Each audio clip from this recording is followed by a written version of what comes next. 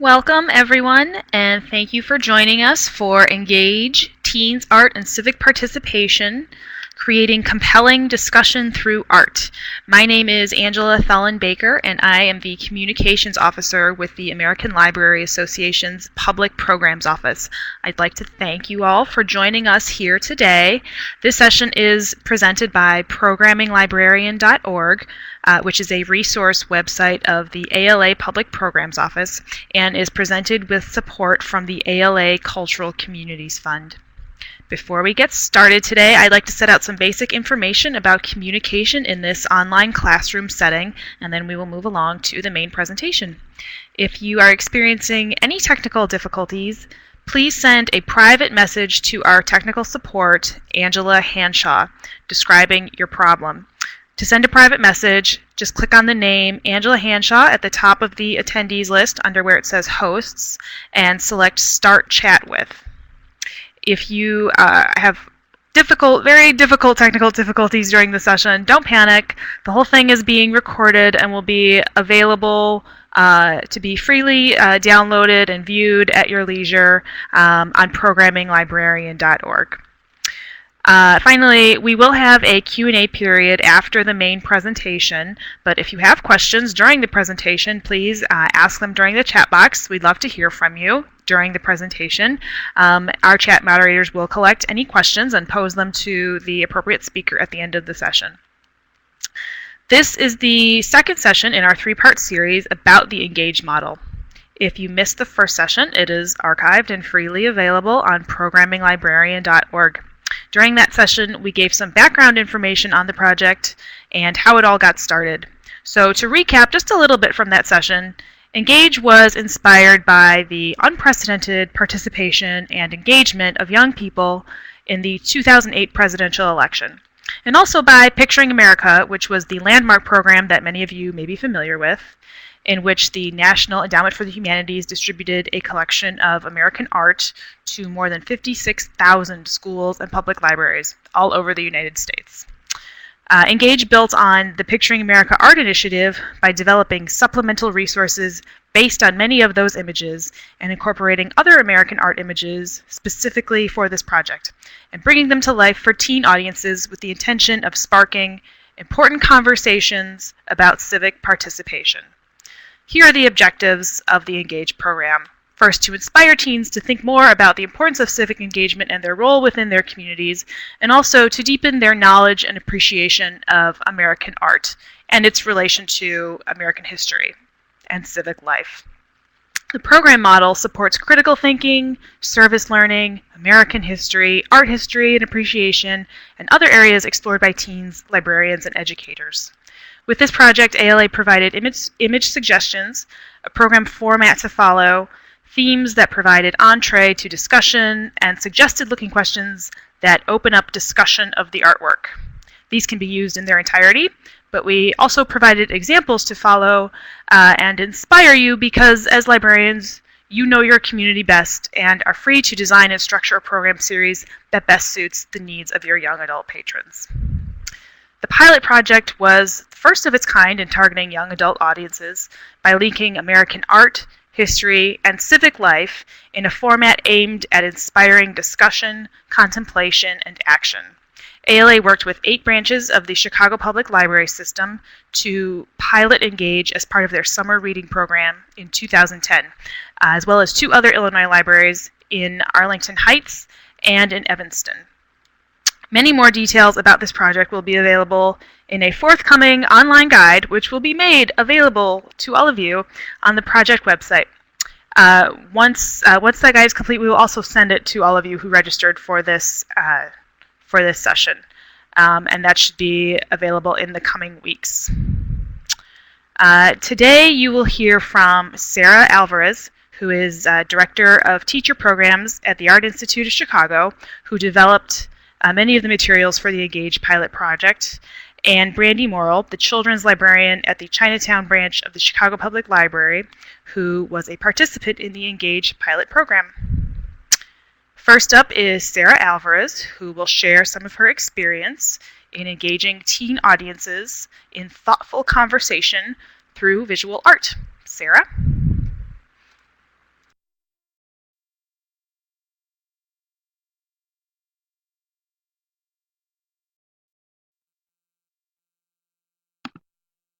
I'm hoping that everyone can hear me. Someone can send me a quick message to tell me that you can hear me. That's great. Fabulous. Okay, well, very happy to be here today. Thank you. I've got a couple of yeses, so we're good. I'm very happy to be here and to be talking with all of you today. I must admit it's a little strange to be talking to my computer and not seeing all of you. As someone who teaches in a public place, as many of you do, I think we all appreciate having facial recognition from our audience. And so I'm getting used to the lack of facial recognition from my computer. I want to share with you some strategies that we use regularly in the museum to lead discussions around works of art and to think about them they are certainly relevant to teens, but their works are the strategies that we use for all audiences. And so you may find that your work as a librarian or as an educator takes you to lots of different audience groups, and these strategies hopefully will be relevant for you across the board.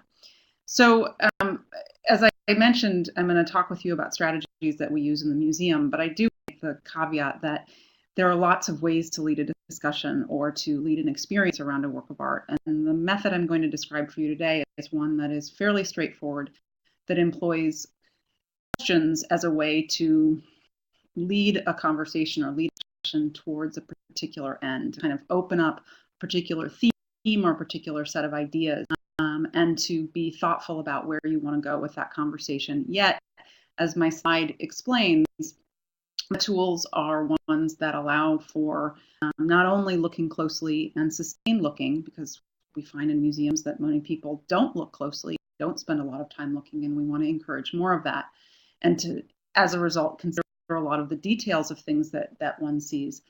We also want people to make connections to their own lives and contextual information or information that they may already know, or that's important for them to know about the work of art or the subject that you are focusing on in your project, your program, your discussion, whatever it might be.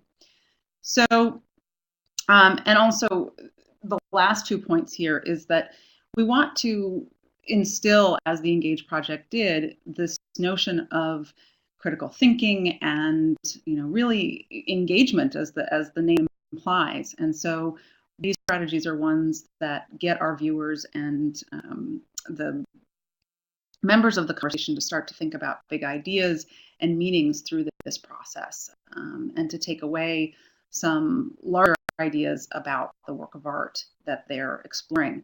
And lastly, we want them to feel heard. We want them to feel like they're truly a part of the conversation, that they're not just being talked at. So hopefully this strategy will show you, will reveal to you those details or those objectives. Let's see here. So I'm actually going to try this out with you, and we're going to look at this particular painting that is a part of the Engage project. It's a painting that is located in a collection here in Chicago, and I'll tell you a little bit more about its context later. Given our time frame today, I don't have time to walk you through all the questions I'd like to ask you, but I'd like to at least start out a few of them and model this for you a little bit. We anticipated there could be tens or dozens or even up to 100 participants in this today, so I wasn't quite sure how we would make this work. I'm going to give it a try for about 10 minutes and see where we get in my stream of questions here. So what I'd like to have you do is to type in answers, and if you can try to keep them brief, that's helpful for me. I may not be able to respond to everything I see, just to kind of keep the process of the conversation flowing.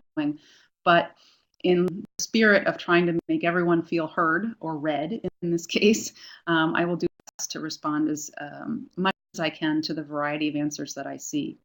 So while I've been talking, I hope that you've been spending a few minutes just looking at the image, and that is in fact something that I would encourage you to start out with, which is just some even quiet looking time, not having someone like me talking over it, but just some basic silence to allow people to really scan over the image and kind of get a sense of what it is that they're looking at, and maybe even start to form some questions of their own. But I'm going to start by asking you to talk about the boy that's in the center of the painting. It's really in what we would call the foreground painting. And I'd like you to describe for me some things that you notice about him. And as I said, try and keep your answers brief, just so that we can approximate this conversation. But I'd love to hear some things. So I see position of his hands. He looks angry, his hands, he's got a clenched fist, his hands. Okay, so All right. Let's start with this idea of the hands. And I'm going to ask you, and I'm paying some attention to some of the other answers that I'm seeing about he's a little bit dirty and he's skinny, maybe a little bit ragged. Let's stick with the hands for a second. So I see you notice that one is open, one's closed, but that his face is relaxed. So not only did you notice his hands, but you began to notice some of the things, some of the sort of basic features of his pose, his posture, his expression. What do those hands suggest to you?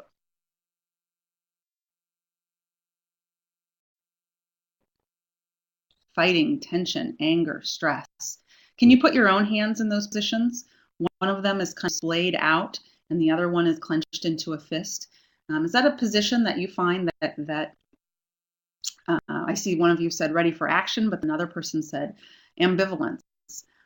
So when we put our hands in positions, how do you feel? It's not a natural position for one of you, and holding and letting go, trying for control, a sense of anger. Okay, so there's definitely some emotion that's sort of captured or embodied or tied up in these hands, and for something that is way down at the bottom of the painting, it draws our attention so predominantly. And so we start to think that this is something that is really a key in a way to our unpacking of this particular painting.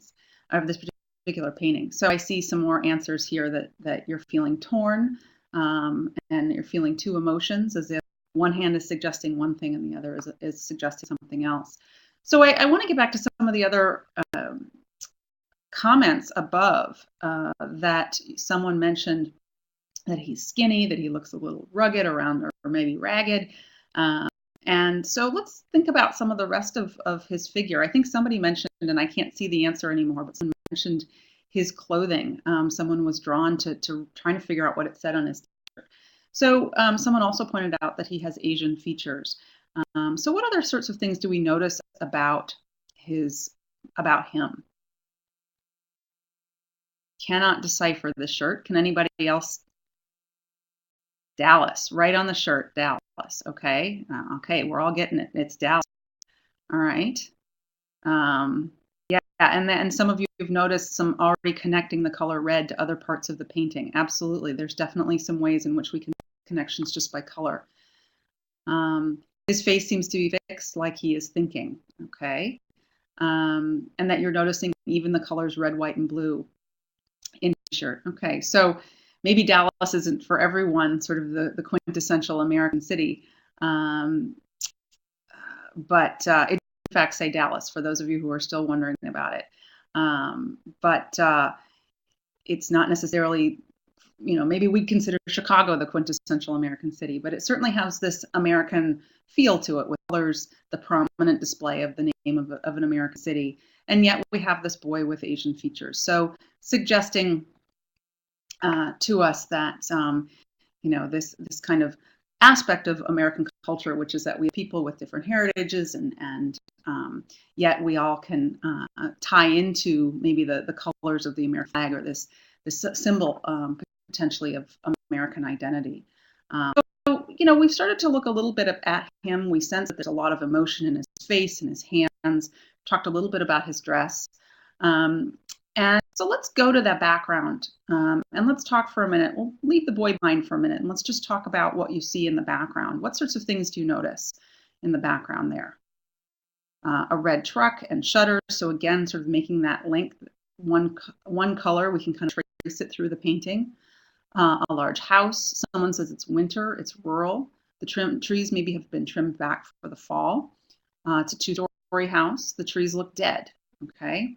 The sky is huge, right? The horizon line is very small, which suggests to prominence of the sky, yet the sky has no colors or no color to it. The truck looks broken down. I'm trying to read all of these at once. Winter, cold, dead. A big house as in a plantation. So there's a bit of, someone used the word sparse here, and someone else used the word bleak. I'm gonna pick up on that for a minute. And the fact that we don't see any other figures in the painting. And so there's this vast, maybe stark, maybe bleak, kind of colorless sky behind him. How far away is that house? Is it, is he on the front steps, or is it, kind of distant in the background?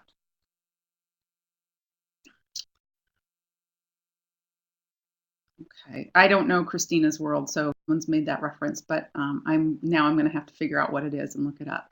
But a lot of you are saying that he's very distant. So there's this sense that there's this expanse beyond him, and that because of his position, the border is bigger than the world around him. So, his identity looms large, if you will, and someone's even guessing it might even be more than 50 yards in the background.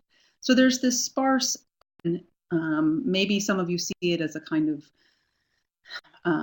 unhappy landscape. Some of you are giving it, words like sparse or may suggest a little bit of negativity. Certainly the fact that we don't have leaves on the trees makes us wonder, are they dead? Is it just the changing of the seasons? Is that the changing of the seasons symbolic to us in any way? So we're starting to talk about this. I can see it in your comments a little bit, that you're starting to begin to build some connections between him and his background. That, one of you mentioned that he looms large in front of the scene behind him. I see, Jan, you said you get the impression he's turning his back on the rural and yearns for the big city. So the rural behind him, the big city represented by the city, by the t-shirt he's wearing. I also see that one of you has posted a link to the painting, and I intentionally have not told you who's painting it or what its title is, because I want you to focus just on what you see. So we'll talk about that in just a few minutes. Someone has suggested he might be a worker. So let's leave that out of the conversation for just a few minutes. I see some comments about that. And I really want to just talk about the visuals here and his connection between his position and the environment. So one of you references that it looks like a lot of poor rural areas, that he looks like a refugee. Why do you think he looks like a refugee?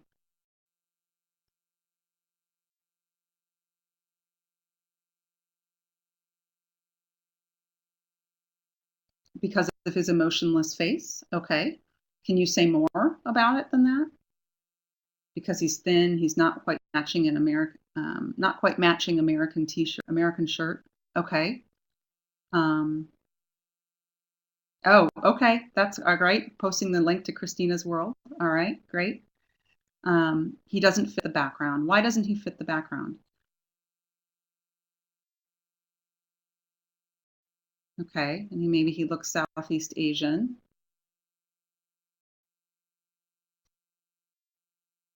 Waiting for a couple of other comments to come up.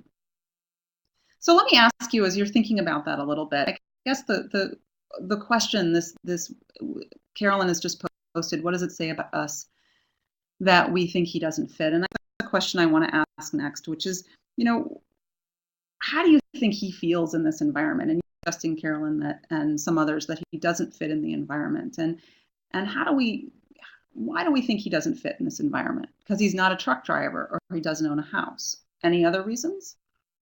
Okay, you don't think of people of Asian descent living in rural areas. Okay. Okay. So I can see you're starting to kind of wonder a little bit about him and his background. So I think I'm going to tell you a little bit about him. So I love the fact that what we're starting to see is that we begin to make inferences. We begin to put the story into this and start to wonder, who is he and what's his relationship to this farmhouse, truck, and this landscape? And was he born in the United States? I can see that in your comments is starting to come through. So this is a boy named Kaluna. That was his given name. He is Laotian.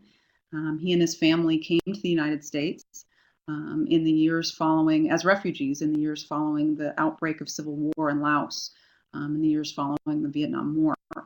I saw one of you comment about Southeast Asians living in the US quite a while, and in fact, this was a very large trend in the 70s and 80s, and there's a Hmong as well as Laotian community around the U.S.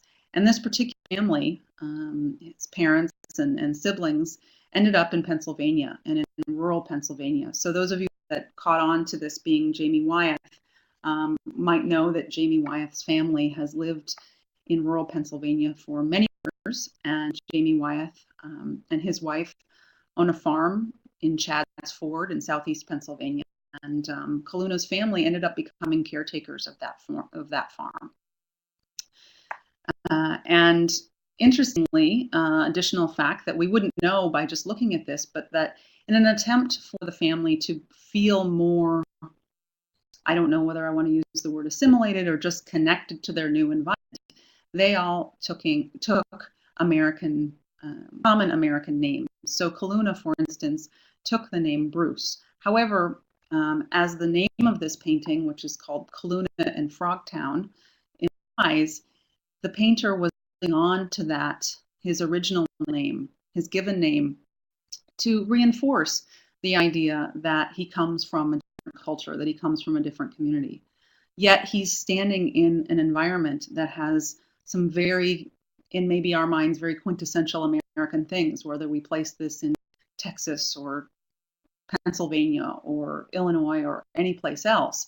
A two-story American style, sort of almost colonial style shutter house, big Mack truck in the yard, and of course the Dallas t-shirt. The painting was made in 1986 at a time when Dallas TV show was the most popular show on TV. And so everybody, of course, would want a t-shirt that shows that they're aware of that very popular television show. Yet the body language that we see, that you all noticed, the position of the figure with relation to the environment around him, suggests that it's not easy to just jump into this culture and this community as one might assume.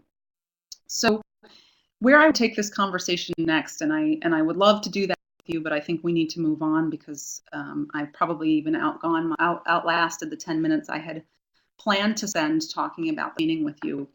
But where I would take this next to ask you to think about what experiences you've had when you've been in a place where you didn't feel that you fit, and what was that like, and did you do things to start to make a shift to create a better sense of comfort for yourself, or a greater sense of fitting in, or not? And then to ask you to think a little bit about how that new place impacted you and your personality or your identity, whether you were a child or whether it was last week, and to think a little bit about how that's happening to Kaluna as we see him in this painting. And lastly, to sort of think a bit about, to bring it all back together and to think about what Jamie Wyeth, the painter, is hoping that we might take away about the notion of identity, about growing up, about how identity is formed. And so that's where I would probably take the conversation next. Now I'm going to move on to the next slide and just to quickly show you the name and label information, the basic identification of this painting as painted by Jamie Wyeth, called Kaluna in Frogtown. And by the way, Frogtown is just the name of a community a few miles away from Chad's Ford, which is where Wyeths had their farm. So this is not the Wyeth's farmhouse, but rather a farmhouse nearby that Wyeth was really attracted to and wanted to paint. And Kaluna would come every day after school, a few hours, and pose for this portrait. So I want to just quickly brief some of the things that we did in that conversation. And of course, we didn't complete it in its entirety, but I think you have a sense of where we might go with it. I really emphasized time to look, not only in the beginning before I started asking you questions, but then even as we continued to have the conversation, I hope that you were looking at the painting itself and that you continued to explore it. I asked you questions that didn't have specific responses. I specifically asked you to talk about what you saw, not what I wanted you to see. I asked you, even though we didn't get a chance to discuss it in depth, I even asked you questions about your own personal experiences, for which, of course, I can't know the answers. So open-ended questions allowed a multiplicity of points and perspectives, so you got to hear from each other about your own perspectives and ideas. And I tried as best I could with all of you answering at once. to honor as many responses as I could. I asked you a number of occasions, and I probably would have done even more of this if we were in person or had more time, but I asked you to grant evidence in the painting itself. When you talked about some things about the hands, when I asked you about the body language or about details about the relationship with the background and the figure, every time I wanted you to go back to the image and draw your answers from what you saw. I did ask you, even though we didn't get a chance to talk about it, to make some connections to your own personal lives. And this is a way in which we can start to really dig into understanding what it might have been like for Kaluna in this situation. And even the fact that I asked you to put your hands in the position much like his is a way in which I was asking you to make a personal connection to the painting. I did layer in some relevant information. I might have done it in a little more of a segmented or staggered way if we were in person or in another context, but there are a number of ways you can do that, and it's important to just do it when you think the timing is right, but to not give it to you all at once or all at first, because I wanted you to spend some time exploring visually before you had that information in your hands.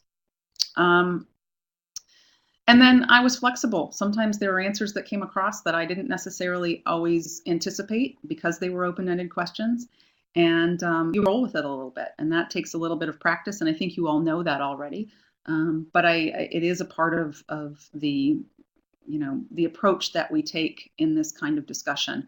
And frankly, I planned this all in advance. So my next slide, I will tell you that I did not do VTS for the person who just commented about VTS. It's another kind of discussion method, but it asks very specific questions. And what you'll see in what I'm showing you here is that there are some details about how I planned the set of questions. And then in just a minute, I'll show you, I'll talk about VTS in a second. Maybe we can save that for the discussion afterwards. But what I want to do is talk to you a little bit about the strategy from how I did this, and then I want to show you the questions that I put together. As I said, I planned this in advance, and I had some goals and objectives for what I wanted to do. I wanted us to get to a point where we would talk about identity and how identity is formed. And I realized that we didn't quite get there, but that was because we didn't have as much time as we might. But I did think a lot about where I wanted the discussion to lead and what aspects of the work I thought might help us get to that place. I started with basic looking questions. I asked you just to talk about the boy. I then asked you just to talk about the background. I didn't ask you to look at the whole thing and to make sense of it immediately. You might have had some ideas at that point, but I asked you to hold off on that before thinking about what it might mean, or what were some of the big ideas that were really at work in this particular painting. Then I pushed you a little bit further. I asked you to connect things. I asked you to connect the background or the environment to the boy. I asked you to think about how he might feel in that environment. So I took it another step deeper and to make some connections between the things that you had observed. This is also a point where I began to add in some information to help you build on that. Finally, we would conclude with what we would call push-through question, which, again, we didn't get a chance to do this in its entirety, but this is a place where you would bring these things together. It's often a question which sort of says, let's put it all together. Let's think a little bit about maybe what we think the artist is really trying to address here, or if we can come up with a new understanding, or what is it that we're really taking away from this experience with this work of art. And for you, that might be with teens. It might be a way in which you even ask them a question that draws a connection between the work of art and something that's very, very present in their everyday lives. And that would be perfectly acceptable as well as a push-through question. So finally, my final slide, I just want to show you that these were the questions that I had planned. And my goal was for us in a complete experience was for us to explore the development of identity and to start to think about how this new environment might be affecting the developing identity of a young boy like Kaluna, who is only 11 at this time. And you can see in these questions that as I just described, I moved from basic looking questions about the boy and the background to how he feels and making connections, to questions that started to bring in your own experiences and starting to think about putting this experience of looking at this painting into a larger context of our own lives, or just life in general. And then bring us back to the painting to think about how that might be happening with Kaluna.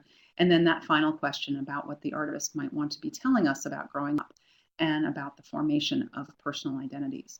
So I hope this gives you a sense of kind of I don't want you to see it as a formula. I want you to see it as a method of thinking about how different types of questions, and different sequences of questions can really allow for the development of a really rich conversation, and that personal experience, and other information and personal response can have a very rich role in a conversation of this sort. And I hope this is useful for you. So what I think would be great now is for me to stop talking, to show you my next slide, which is just my information if you want to contact me at a later point, and to turn things over to Brandy. So I hope that was useful for you.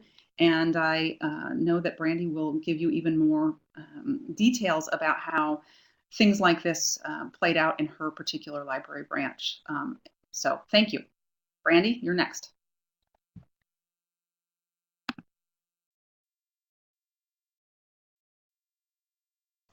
Thanks, Sarah. So, can everyone hear me okay? Excellent. So welcome to Chinatown. We are one of more than 70 locations that make up the Chicago Public Library. We serve over a little more than a square mile of the city. And if you look at the image on the left, you can just make out the entrance to our current location. And on the right is an interpretation of that entrance, courtesy of our engaged teens. Our patrons are predominantly Chinese Americans or newly immigrated Chinese families and African Americans. Our neighborhood is gentrifying, so we serve a mix of low and middle income families, and most of our children in the neighborhood attend the 8 neighborhood schools, K-8, with most teens attending high school outside of the neighborhood. So that's kind of an introduction to Chinatown. Our program took place as a part of our summer reading program. We had a small group of younger teens, mostly 12 to 14-year-olds at Chinatown. Many knew each other from school or other library programs, but not everyone knew each other. At that time, we did not have a lot of tech resources at the branch, so I had to plan low-tech alternatives with lots of activities. Now we have more resources available, and teens would be able to bring their own devices to programs, so that would add a lot of other ways to interact with and produce art, and it would totally change the program if we did it today. Also, you need to know that since this was an approved service learning project with community service hours available for participating teens, we have a tangible product at the conclusion of the program in order for them to qualify for their service hours. Preparing for the program, even after I got all of this amazing training and had access to an incredibly detailed resource package, which you can find on the site, I was still really nervous about putting all this together. It was hard to imagine balancing the goals of the project with the realities of programming for teens during the summer, and I was filled with a lot of questions. I wondered if they would respond to the art. Would they find the images relevant to their own lives? Could we pull those big ideas out? Would we have enough activities to keep us interested? What if I couldn't get a projector? What if the projector doesn't work? Can we work as a team? What happens to the team if people don't show up consistently? What kind of service project could they do? What if they don't talk? All of this was very overwhelming. But it turned out that once we got started, all I had to do was get out of their way and everything kind of slid into place. They took the lead and it worked. We had 2 enthusiastic leaders, Sheridan and Jenny, and you can see their little pictures up here in the slide. They were surprisingly not the oldest teens in the group, but they moved the discussion forward and helped to motivate the quieter members of the group and really took ownership of the service learning project. As far as our discussions went, like Sarah recommended, we started with looking. We took a real moment to absorb and react to the art. We looked at the images in their thematic groups and we looked at them individually. At the beginning of each discussion, we took a gallery walk. In this particular theme, growing up, Some of the teens recognized some of the works of art when we first started. They recognized the Migrant Mother from textbooks and from Picturing America collections that they had in their schools. Others were fascinated by the way that all the stuff was collaged together in the Dove. As far as things that I found troubling once putting these things into practice was I found it was really to produce a comfortable pace. There had to be enough space for them to interact and respond to the art, but enough information to direct and prompt discussion, and enough activities to build in and around the discussion to keep us moving. And I also had to remember that it was their project, and that I was just the moderator. And this was really hard because I love art, and their comments were so stimulating. Sometimes I found myself sitting on my hands, literally sitting on my hands when we were discussing George Washington Carver crossing the Delaware. I just had to stop myself because they're going on and on about all these different connections they were making back to George Washington crossing the Delaware. It was fascinating. And I had to completely get out of their way. Another thing that we found that was tricky was dealing with silence. And we actually had trouble with Kaluna in Frogtown, the image we looked at earlier in this thing. The picture or the response to it kind of derailed our discussion entirely. One of the teens had indicated curiosity about it during our gallery walk, so that's where we started that week. And I planned to focus on making piñatas, another one of the images where you can see the family gathered around the table making food. But I let the teens' interest direct our discussion, and once we got beyond the initial observations, we kind of froze up. I still don't even know exactly what it is that bothered them about the image, but they had no words. It was something we couldn't get past, and it was an early session, so we were not quite as comfortable together. We wound up moving along, but what might have worked better and what I would do differently in the future would be to have printouts available so that they could physically interact with the art and express themselves non-verbally. And as a result of that, I added in teen builders into our activities.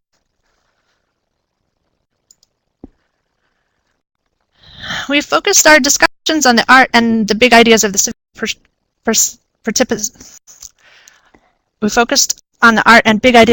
civic participation, and we used lots of different activities to direct and reflect on those discussions. Any good teen program starts with food, and so that's where we started. During our week, the teens would work on their service learning project. They'd brainstorm, assign tasks, update us on their progress. We played a number of icebreakers during this time. Two games that really brought us together and illustrated cooperation were the Human Knot and the Thorny Path. I don't know if you guys have heard of those, but they're really fabulous. And you can find them in great group games. Then we would take a gallery walk. You'll have to imagine the air quotes there to introduce the theme. The teens were invited to reflect on the images as a group, and we used stickers or wipe-off markers to mark which one or ones they would like to know more about. And I took my cues from them, which meant I had to be more or less prepared to discuss all of the images. And that was where the training from Sarah really came into balance, because I really had to kind of think through those questions ahead of time. So it was really wonderful to have that path to follow. Next, we used pair and share questions to kind of build connections between their lives and the art, and we usually extended those connections with a quick game like Four Corners. We also played charades and text-based games. Finally, we expressed ourselves through related art projects, and the two on this slide are My American Dream printmaking and Make Your Mark stamping.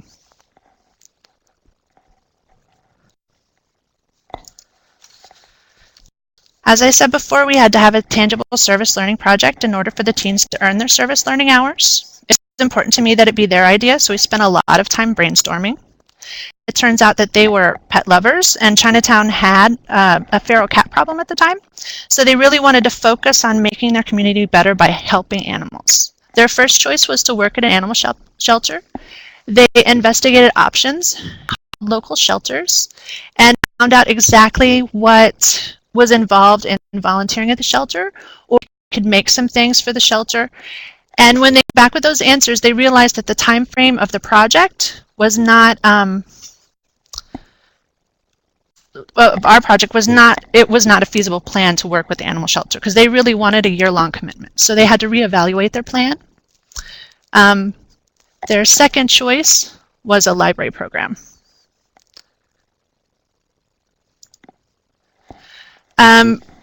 So they planned the program, they produced materials, and then they presented it all on about responding to animals, taking better care of your pets, spaying and neutering your pets, that kind of thing took their focus. And the young kids in the community really enjoyed the program, especially how hands-on it was, because the teens were really into making sure that we had lots of activity in the session. Our successes, I'm immensely pleased with how active everyone in the group was, both in the discussions and in the service project by the end of the summer. And they actually used their time together to reflect on the idea of community, and they figured out a way to put their own ideas into it. They examined their community for a need, and they found 2 different ways to respond to it, so that was great. So I think the biggest success of the project connected they felt to their own community. Our future opportunities would be, we were not as successful as getting the community involved with the teens, getting them to recognize and validate the teens' efforts. The younger kids, especially those who attended the programs, did, but the adults did not. Pilot sites were much more successful in shining a spotlight on teens as contributors to the adult community. And so for us, it's kind of an area for future growth. So yeah, I can see there's questions coming up later, so let me just keep going and we'll get right to the question period. What I want you to take away from my presentation is that this program is a great fit for librarians who serve teens. It builds on what we already know and do. It's a great fit for teens. It gives them a chance to find and use their voice. And grappling with these big ideas about community, history, society, and art can only help them as they begin to make their own way out in the world. So, thanks for listening, and I'm going to turn it over to Angie to direct questions, and I apologize for the phones ringing. A public library can't always make a.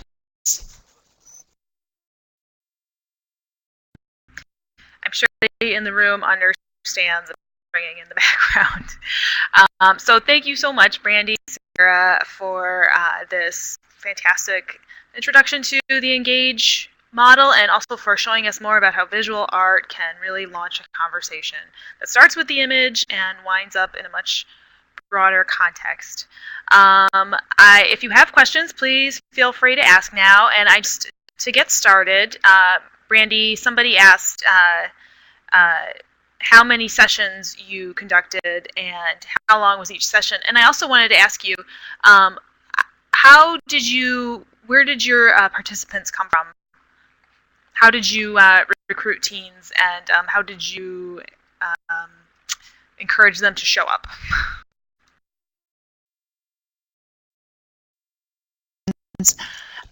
As far as how I recruited teens, a lot of our teens came from our local elementary schools. 8th grade in Chinatown means 14 in a lot of cases. So I visited 8th grade graduation and made a pitch to come to the library and do this over the summer.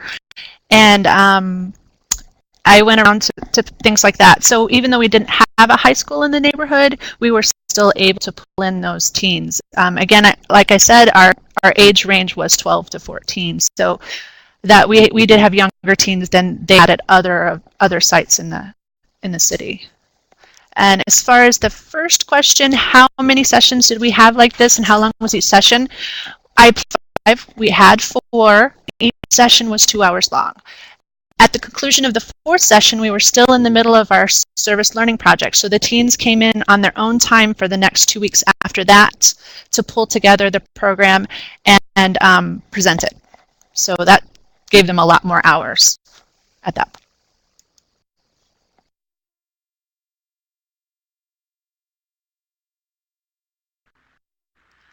Thank you, Brandy. And Sarah, there was a question a little earlier. Somebody mentioned visual thinking strategies. Would you mind just talking a little bit about that and how it is similar to what you did here or different?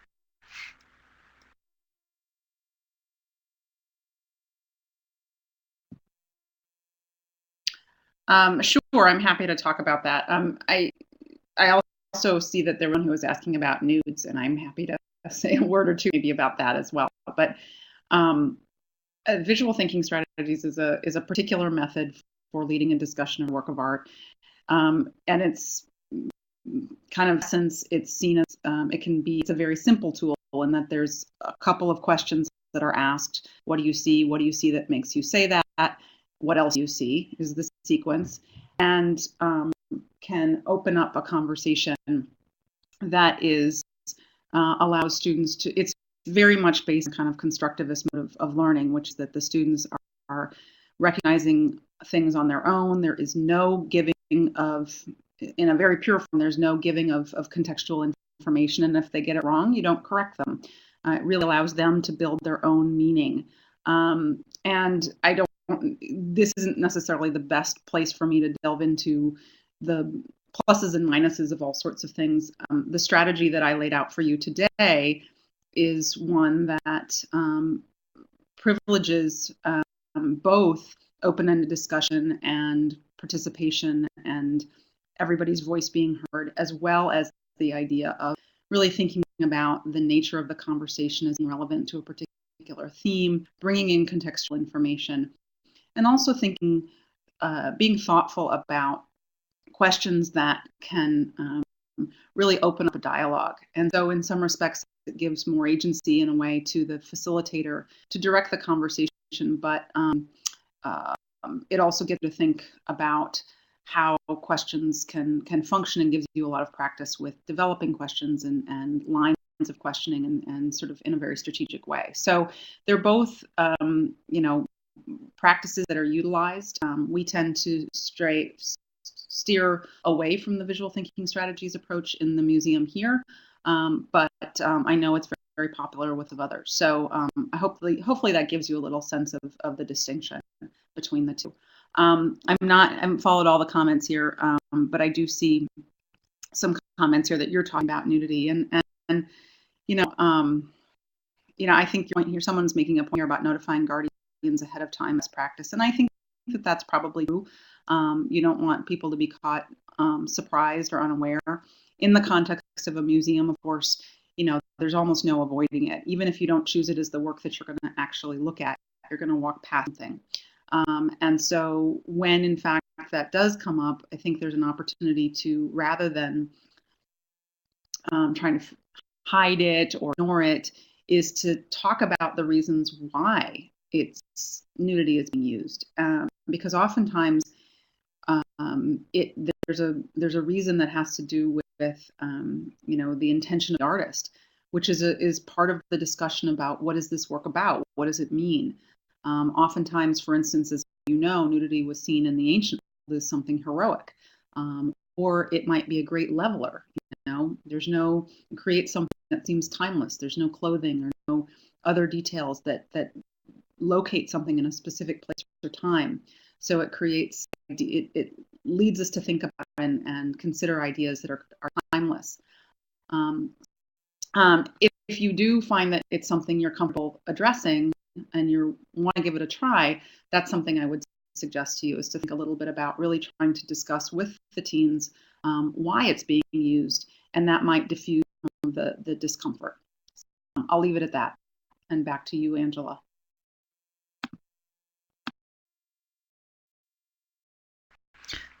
Thanks so much. And I have seen a few questions about how can I bring my library, how can I get these images in my library. A lot of the images used in this program model are part of the Picturing America collection. So if your library received the Picturing America collection, you have it available to you. Additionally, if you receive the Picturing America collection and you're in a public library, you have access to the project website, where you can find high resolution downloads of many of the images, which would make them available to you in a variety of formats to share with your audiences. If the project website is programminglibrarian.org/engage. And again, we're working on another guide, an additional resource, which just another format of the same materials, and that'll be on the project website very soon, and will also be emailed to all of you who registered for today's workshop once it is complete in a couple weeks. And how can I get started in library with this project? That's up to you. Probably Brandy would be a better person to make suggestions about how to get started. Mind?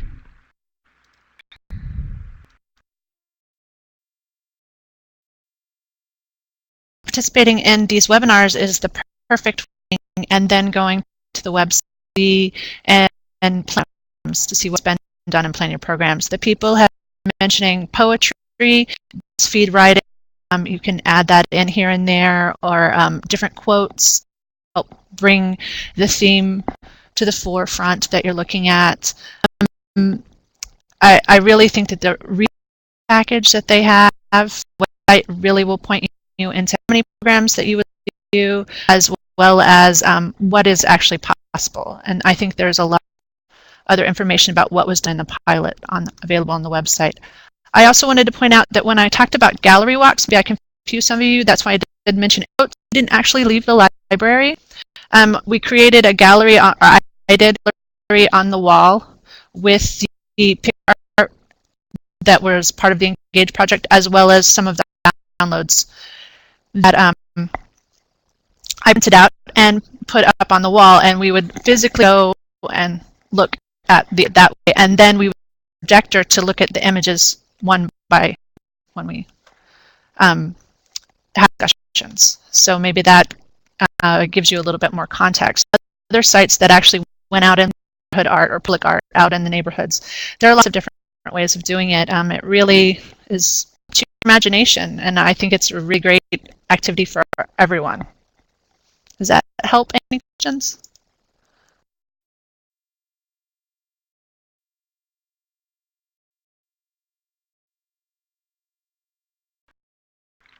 I think so. I think that is very, very helpful.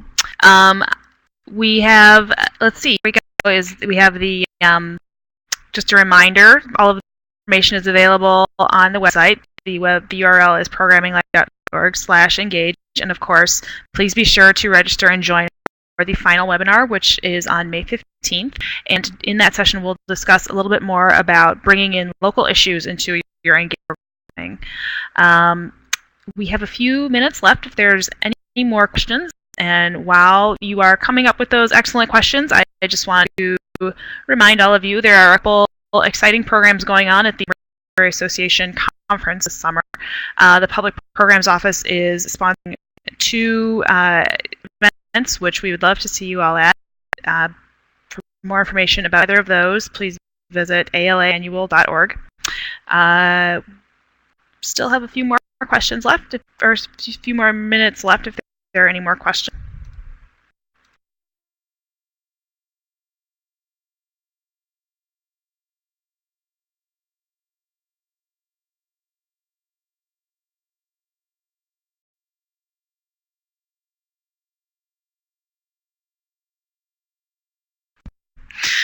It sounds like some people are commenting on how difficult it is to bring teens into programs.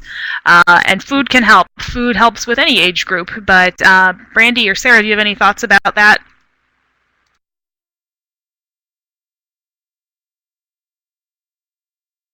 I think definitely food helps. Like I said, any good teen program starts with food.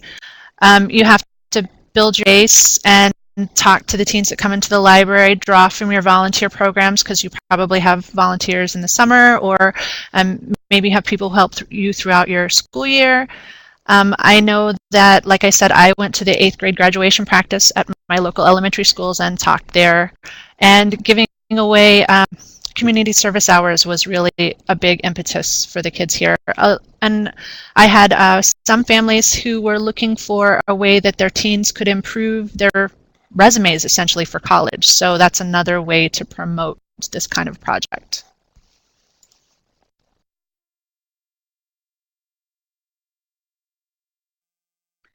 I just drop in, even though I'm not, I'm not in the position that Brandy is in terms of attracting teens to the library. From the perspective of the museum, I would say you might want to, I don't know if you're all in Chicago or if you're coming from, if you're working out in a whole range of different areas, but I would talk to your local Talk to your local museum. They may be doing teen programs, and they're very interested, in fact, in partnering with you on something like this. And they may already have workshops or program teams that has a ready audience. Here in Chicago, of course, I was going to mention After School Matters is something that a lot of organizations are involved with. And again, that's a great ready group that'd be promoted to for a program like this that's already engaging in projects that are really meaningful and might be interested in even more. So I would say, look in your community for great partners as well, in the schools.